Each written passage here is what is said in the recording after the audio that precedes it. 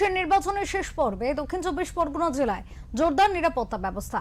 শান্তিপূর্ণ ও নির্বিঘ্ন ভোট গ্রহণ নিশ্চিত করতে রাত দিন 24 ঘন্টা টহল দিচ্ছে কেন্দ্রীয় বাহিনী।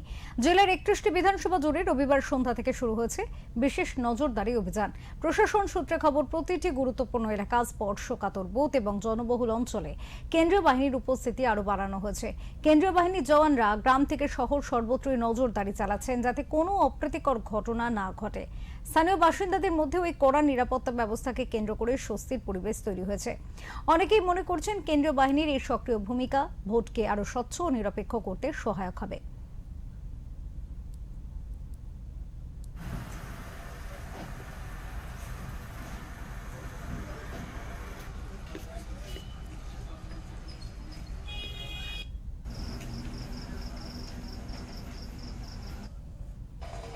শান্তিতেই ভোট হবে আশা করছি। তবে এই যে সেনাবাহিনী ঘুরছে, আপনারা ভাবছেন কি?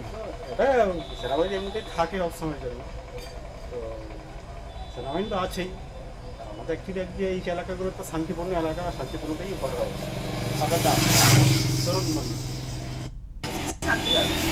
শান্তিপূর্ণ না হওয়ার কোনো মানে নেই। এই যে এত সেনাবাহিনী এই যে আপনার এলাকায় এই যে প্রবেশ করছে, আপনারা দাঁড়িয়ে দাঁড়িয়ে দেখছেন, কেমন মনে হচ্ছে?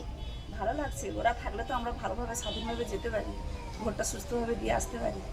এটা তো ভালো জায়গা, ভালো দিক, ভালো লাগছে, ওদেরকে দেখে আরো ভালো লাগছে। নাম? আপনার নাম? বনশ্রী মালিক।